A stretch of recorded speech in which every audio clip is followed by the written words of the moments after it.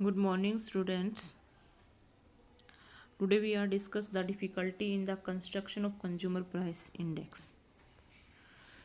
Importance of the consumer price index of cost of living index हम previous lecture में discuss कर चुके हैं. आज हम difficulty in construction of consumer price index में कौन कौन सी डिफ़िकल्टीज आती हैं उनके बारे में डिस्कस करेंगे. तो फर्स्ट डिफ़िकल्टीज़ है इसके अंदर difference in the standard of living. जो स्टैंडर्ड ऑफ लिविंग है सभी कंज्यूमर का सेम नहीं है. ठीक है. Consumption pattern of different class of consumer are different and therefore have different living standard. देखो कंज्यूमर क्लास अगर डिफरेंट है तो कंजप्शन पैटर्न भी डिफरेंट होगा और कंजप्शन पैटर्न डिफरेंट है तो स्टैंडर्ड ऑफ लिविंग भी क्या होता है, डिफरेंट होता है. तो यहाँ पे there can not be one consumer price index for different class of the society. अगर हमने एक कंज्यूमर प्राइस इंडेक्स बनाया है तो डिफरेंट कंज्यूमर क्लासेस के लिए क्या है, उनको रिप्रेजेंट नहीं कर पाएगा. क्योंकि मैंने जब हमने ये टॉपिक स्टार्ट किया था कंज्यूमर प्राइस इंडेक्स, तो उसमें मैंने आपको बताया था कि जो कंज्यूमर क्लास है जैसे एग्रीकल्चर कंज्यूमर्स हैं, इंडस्ट्रियल वर्कर्स हैं या गवर्नमेंट एम्प्लॉयज़ हैं, तो उसके अकॉर्डिंग क्या है कंज्यूमर क्लास डिफरेंट हो जाती है. तो वहाँ पे यही प्रॉब्लम आती है कि one consumer price index for different class of the society. वो जो एक कंज्यूमर प्राइस इंडेक्स जो बनाया है वो सभी डिफरेंट क्लास हैं कंज्यूमर की जो सोसाइटी के अंदर उनके ऊपर अप्लाई नहीं होगा. सेकंड है difference in the prices. Prices में भी डिफरेंस होता है. जैसे कि रिटेल प्राइस है या होलसेल प्राइस है तो उनमें क्या मिलेगा, डिफरेंस मिलेगा. और जो रिटेल प्राइस होते हैं उनमें भी क्या होता है, डिफरेंस होता है. Retail price varies from place to place. ठीक है. एक ही मान लो कोई एक्स गुड है तो एक्स गुड जो अगर मान लो कि कोई दो मार्केट है, ए मार्केट और बी मार्केट, तो हो सकता है कि एक्स गुड के प्राइस यहाँ पे कुछ और अलग हैं और यहाँ पे कुछ है. यहाँ पे मान लो 10 रुपीज़ की मिलती है, यहाँ पे 15 रुपीज़ की मिलती है. तो रिटेल प्राइस जो होते हैं वो क्या है, place to place. Market change होगी तो उसमें क्या हो जाते हैं, चेंज हो जाते हैं. ठीक है. और नेक्स्ट है इसमें difference in the proportion of the expenditure. All the member of any particular group do not spend on various item of consumption in the same ratio, and even one person does not spend on various commodity in the same ratio at two different period of time. ठीक है. एक चीज़ क्या होती है कि जो expenditure किया जाता है वो भी सेम नहीं होता. मान लो कि जो हम कंज्यूमर प्राइस इंडेक्स रेडी किया जाता है गवर्नमेंट एम्प्लॉयज़ का, तो गवर्नमेंट जो एम्प्लॉयज़ होते हैं क्या सभी एम्प्लॉयज़ सेम एक्सपेंडिचर करते हैं, कोई कम करता है कोई ज़्यादा करता है. अच्छा, जो एक्सपेंडिचर भी किया जाता है मान लो कि डिफरेंट गुड्स होती हैं, एक्स वाई जेड जो भी गुड्स हैं, क्या सभी कंज्यूमर सभी पे मतलब क्या सेम इक्वल एक्सपेंडिचर करते हैं. मान लो ए पर्सन ने इस पे ज़्यादा किया, बी पर्सन ने जेड गुड्स के ऊपर एक्सपेंडिचर ज़्यादा किया, तो ये प्रॉब्लम भी आती है कि वो जो एक्सपेंडिचर होता है वो सभी का क्या होता है, सेम नहीं होता है. सभी का टेस्ट प्रेफरेंस हैबिट क्या होती है, सभी की डिफरेंट होती है. और डिफरेंट टेस्ट एंड प्रेफरेंस और हैबिट के अकॉर्डिंग वो एक्सपेंडिचर भी अपने अकॉर्डिंग ही करते हैं. कुछ ज़्यादा करते हैं, कुछ कम करते हैं. कुछ के लिए कुछ गुड्स का इंपॉर्टेंस ज़्यादा होता है, कुछ को वो गुड्स पसंद नहीं होती हैं. मान लो कि कोई ए पर्सन है, ठीक है, ए पर्सन है, उसको एक्स गुड बहुत अच्छी लगती है, लेकिन जो बी पर्सन है उसको एक्स अच्छी नहीं लगती. एक्स गुड वो बिल्कुल भी परचेज नहीं करता है और वो क्या करता है, वाई या जेड जो गुड्स है उसको लाइक करता है. तो यहाँ पे क्या है कि देखो सभी का टेस्ट भी अलग है, प्रेफरेंस भी अलग है, तो एक्सपेंडिचर भी उसी के अकॉर्डिंग करते हैं. तो एक्सपेंडिचर का जो प्रपोर्शन है वो भी सेम नहीं होता है. तो ये कॉस्ट लिविंग इंडेक्स बनाने में ये प्रॉब्लम अराइज होती हैं. नेक्स्ट है होलसेल प्राइस इंडेक्स. ठीक है. तो wholesale price index measure the relative change in the price of A commodity trended in the wholesale market. जो होलसेल प्राइस इंडेक्स है वो मेजरमेंट करता है प्राइस में जो रिलेटिव चेंज हुआ है, कमोडिटी के जो प्राइस में रिलेटिव चेंज को मेजरमेंट करेगा जो होलसेल प्राइस जो होलसेल मार्केट के अंदर है. तो in India the wholesale price index number are the construct weekly base. ठीक है. होलसेल प्राइस जो होता है वीकली बेस पे रेडी किया जाता है और 2011 और 12 is being used as the base year. Commodity group and weightage of wholesale price index, कौन कौन सी कमोडिटी आती हैं इसके अंदर होलसेल प्राइस में? Primary article, fuel, power, light and lubricants और मैन्युफैक्चरिंग। 3 कैटेगरी हैं कमोडिटी के, 3 ग्रुप हैं, ठीक है। जो नेम ऑफ कमोडिटी हैं, प्राइमरी आर्टिकल्स में क्या क्या आएंगी? वेजिटेबल है, फ्रूट है, राइस है, नॉन फूड आर्टिकल है जैसे कॉटन है, जूट है और मेटल। वेटेज कितनी मिली इनको? 22.26, ठीक है। सेकंड जिसमें है फ्यूल, पावर, लाइटिंग, इसमें टोटल कितने आइटम्स आते हैं? 16। और कौन कौन से हैं? Coal, petroleum products, electricity, LPG. Weightage कितनी दी गई है? 13.15। नेक्स्ट जो मैन्युफैक्चरिंग आती है, इसमें टोटल आइटम है 564 और इसमें मोस्टली टेक्सटाइल है, शुगर है, पेपर है, मशीनरी है, केमिकल है, फर्टिलाइज़र है, लेदर है, एक्सेट्रा। और वेटेज इसको मिली गई है 64.23। तो यहाँ पे आपसे होलसेल प्राइस इंडेक्स में यानी कि टोटल कमोडिटी ग्रुप कितने हैं? Primary, fuel, power, lighting and lubricant और तीसरा है मैन्युफैक्चरिंग। 3 टोटल ग्रुप हैं कमोडिटी के। टोटल आइटम्स कितनी आती हैं? प्राइमरी में टोटल कितनी है, सेकेंड फ्यूल पावर में टोटल आइटम्स कितनी है और मैन्युफैक्चरिंग में टोटल आइटम कितनी है, कितनी उनको वेटेज दी गई है, ठीक है। ये इंपॉर्टेंट बेटा यहाँ से। नेक्स्ट है इसके अंदर बेटा use of wholesale price index. Wholesale price index का क्या यूज है? तो फर्स्ट यूज है forecasting the demand and supply. Demand and supply के बारे में फोरकास्टिंग करने के लिए होलसेल प्राइस का इंडेक्स यूज किया जाता है। सेकंड इसका यूज होता है estimation of monetary value and real value को मेजरमेंट करने के लिए भी होलसेल प्राइस का यूज करते हैं। और थर्ड इसका यूज है indicator of rate of inflation, ठीक है। तो तीनों को हम अब डिस्कस करते हैं। फर्स्ट हम डिस्कस करते हैं फोरकास्टिंग डिमांड एंड सप्लाई। तो होलसेल प्राइस जो होता है वो डिमांड एंड सप्लाई की फोरकास्टिंग करने के लिए यूज़ किया जाता है। कैसे?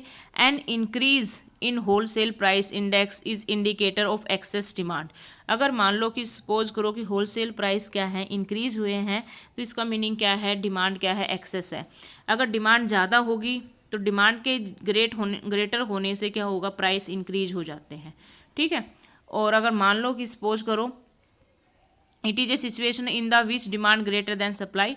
ऑन द अदर हैंड अगर मान लो कि होलसेल प्राइस डिक्रीज होते हैं तो ये डेफिसिट डिमांड को बताएंगे, क्योंकि अगर मान लो डिमांड कम रह जाती है और सप्लाई ज़्यादा है तो प्राइस क्या हो जाते हैं बेटा? डाउन आ जाते हैं। तो होलसेल प्राइस डिक्रीज हुए तो इसका मीनिंग क्या है? इकोनॉमी में डिमांड कम है और सप्लाई ज़्यादा है। नेक्स्ट है estimation of monetary value and real value. Monetary value और रियल वैल्यू, जैसे कि मैं आपको पहले भी करवा चुकी हूँ कि मॉनेटरी वैल्यू और रियल वैल्यू, ठीक है। तो मॉनेटरी वैल्यू जैसे जो इनकम होती है 10,000 इनकम है तो मॉनेटरी वैल्यू उसकी 10,000 है। रियल वैल्यू का मीनिंग होता है कि परचेजिंग पावर, आप कितनी उससे क्वांटिटी परचेज कर पाते हो। तो wholesale price index can be use to estimate the monetary value and real value of aggregate like national income, expenditure. Monetary value is the value estimated at current price. Monetary value जो है वो current price पे measurement की जाती है। Real value जो estimate की जाती है वो बेस ईयर के प्राइस पे एस्टिमेट की जाती है, और बेस ईयर के प्राइस क्या होते हैं? कांस्टेंट होते हैं। तो monetary aggregate can we convert into real aggregate. Monetary को हम रियल में कन्वर्ट कर सकते हैं। उसके लिए क्या फॉर्मूला है? अगर मॉनेटरी को कन्वर्ट करना है रियल में तो monetary aggregate of the current year multiply by price index of the base year divided by price index of the current year, ठीक है। यानी कि मॉनेटरी एग्रीगेट्स की जो वैल्यू दी गई है आपको, उसको आपको मल्टीप्लाई करना है price index of the base year divided by price index of the current year. ये फॉर्मूला है इसका बेटा, ठीक है, अगर हमें मॉनेटरी वैल्यू को रियल वैल्यू में कन्वर्ट करना है। नेक्स्ट है indicator of rate of inflation. तो होलसेल प्राइस जो है wholesale price index is also applied to calculate the rate of inflation in country. It is refer the rate at which price tend to increase over a time. Inflation हमें बताएगा कि price कितने increase हुए हैं over the time में। तो what is the inflation rate? तो ये आपकी मान लो यहाँ पे एक एग्जांपल दे के दिया है, क्योंकि देखो कि होलसेल प्राइस इंडेक्स जो होता है वो वीकली रेडी किया जाता है। मान लो कि if for a week wholesale price index is A1, ठीक है। A1 वीक का जो मतलब फर्स्ट वीक है उसका जो होलसेल प्राइस इंडेक्स है वो A1 है, और सेकंड जो वीक है उसका जो होलसेल प्राइस इंडेक्स बनाया वो A2 है। तो हम क्या करेंगे? A2 में से A1 को माइनस कर देंगे, यानी कि सेकंड वीक के जो होलसेल प्राइस इंडेक्स आया है उसको फर्स्ट वीक वाले में से माइनस करके और फर्स्ट वीक का जो होलसेल प्राइस इंडेक्स है उससे डिवाइड करके 100 से मल्टीप्लाई कर देंगे। फॉर एग्जांपल यहाँ देखो नीचे न्यूमेरिकल वे में दिया है, if wholesale price index for 1 week is 200 और एंड फॉर वीक 2 अगर सेकेंड वीक का देखे हैं कितना है 250, तो ये फॉर्मूला अप्लाई करेंगे 250 minus 200 divided by 200 multiply by 100, यानी कि प्राइसेस में कितना वो इंक्रीज हुए हैं 25% प्राइसेस क्या हो गए हैं, इंक्रीज हो गए हैं। ये इन्फ्लेशन की रेट है कि इन्फ्लेशन की रेट क्या है। Index number of industrial production, बेटा सीबीएसई ने ये टॉपिक हमारे सिलेबस से कट कर दिया है तो इसके बारे में हम डिस्कशन नहीं करेंगे। नेक्स्ट इसमें है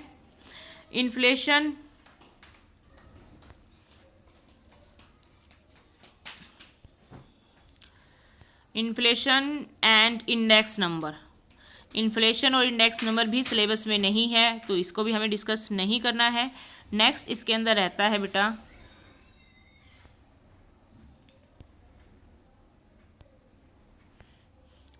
ह्यूमन डेवलपमेंट इंडेक्स। ये जो नई बुक आई है उसमें एक HDI या ह्यूमन डेवलपमेंट इंडेक्स गिवन है। हो सकता है जिन बच्चों के पास पुराना एडिशन है उस बुक में ना हो, ठीक है, तो आप इसको यहाँ से कर सकते हो। कोई ज़्यादा बड़ा लेंथी टॉपिक नहीं है, थोड़ा ही है। तो जो HDI है ह्यूमन डेवलपमेंट इंडेक्स, ये कंपोजिट किया जाता है किसके द्वारा, UN, ठीक है, UN जो होता है या UN हम कहें,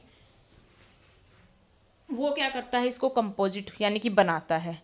और ये जो इंडेक्स बनाया जाता है वो किस पर्पज़ से बनाया जाता है, कंट्री का सोशल और इकोनॉमिक डेवलपमेंट को देख के, ठीक है। It is comprise index as its construction in is based on the different indicator of the human development. इसमें जो ह्यूमन डेवलपमेंट के इंडिकेटर हैं उनका यूज़ किया जाता है, और जो इंडिकेटर है ह्यूमन डेवलपमेंट के जैसे life expectancy, adult literacy, population below poverty line, इनका यूज़ करके, या वाटर रिसोर्स है, इनकम पर कैपिटा है, एसेस टू इम्प्रूव सैनिटेशन है, ये जो ह्यूमन डेवलपमेंट को शो करने वाले जो इंडिकेटर है इनका यूज़ करके HDI यानी कि ह्यूमन डेवलप इंडेक्स रेडी किया जाता है UN के द्वारा, ठीक है। तो लाइफ एक्सपेक्टेंसी क्या होती है, life expectancy at birth is considered be a way to assessing long and healthy life of a people of a country, ठीक है। लाइफ एक्सपेक्टेंसी एक अच्छी लंबी जो लाइफ सर्वाइव करे। Higher the life expectancy better the performance of the country in the term of HDI ranking. Life expectancy जितनी ज़्यादा होगी वो HDI में रैंकिंग उसकी उतनी ही ज़्यादा होगी, क्योंकि जितने लंबे टाइम तक लोग हेल्दी रहेंगे, सर्वाइव करेंगे, ठीक है, तो वो चीज़ क्या है, इकोनॉमी के लिए बेटर मानी जाती है। सेकंड है एजुकेशन। तो devoid of education human development because meaningless. अगर एजुकेशन नहीं है तो ह्यूमन डेवलपमेंट का कोई मीनिंग नहीं है। एजुकेशन क्या है, बहुत ज़रूरी है। It is education the promote skill formation and add to human capital of the nation. Skill formation जितनी होंगी, यानी कि जितनी अच्छी ट्रेनिंग दी जाएगी, जितना एफिशिएंसी होगी, उतनी ही ह्यूमन कैपिटल फॉर्मेशन होगी कंट्री के अंदर।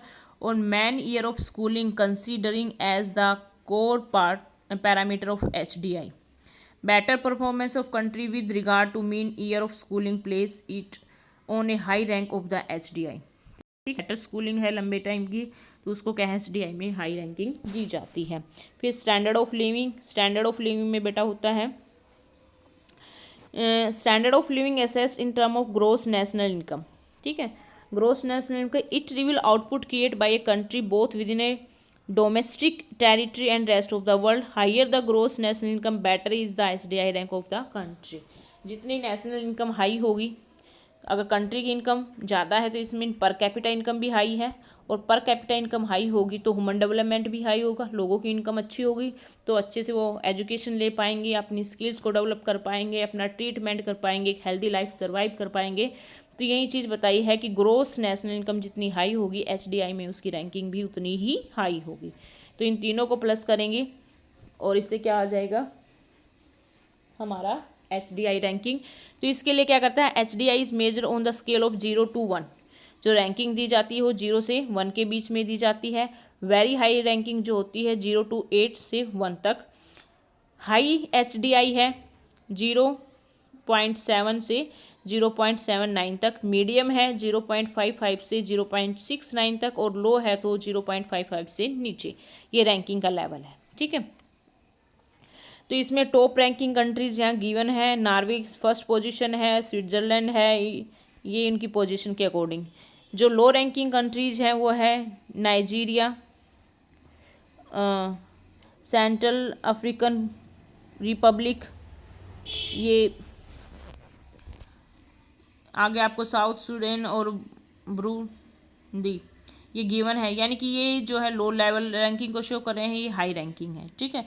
यानी कि 0.55 से कम है तो लो रैंकिंग, और मान लो कि 0.8 से 1 तक है तो वेरी हाई रैंकिंग होती है। तो ये मोस्टली ये टॉपिक इसीलिए डाला गया है कि आपको पता है कि जो पेपर होता है इकोनॉमिक्स का वो 80 मार्क्स का होता है, और 20 मार्क्स का क्या होता है, प्रोजेक्ट वर्क होता है। तो यहाँ पे थोड़ी ही इन्फॉर्मेशन देके ये सजेस्ट किया गया है कि बच्चों को क्या किया जाए कि आप SDI के लिए एक प्रोजेक्ट रेडी करें। तो ये हम बाद में देख लेंगे, इस टॉपिक में आपसे प्रोजेक्ट इसी टॉपिक पे बनवाना है या अदर टॉपिक पे। अभी फ़िलहाल तो जो मैंने आपको इसमें समझाया है तो आप क्वेश्चन के पॉइंट ऑफ व्यू से लर्न करोगे, ठीक है। ओके बेटा, ये आज स्टैटिक्स का मैं कह सकती हूँ कि लास्ट लेक्चर था हमारा, और स्टैटिक्स जो है आपकी कंप्लीट होती है। उसके बाद हमारा कल हम माइक्रो इकोनॉमिक्स का लास्ट चैप्टर रहता है, उसके बारे में डिस्कस करेंगे, ठीक है, मार्केट इक्विलिब्रियम। तो आज के लिए इतना ही बेटा, ओके। और एग्ज़ाम की भी तैयारी करते रहें साथ के साथ। ओके बेटा, हैव ए नाइस डे।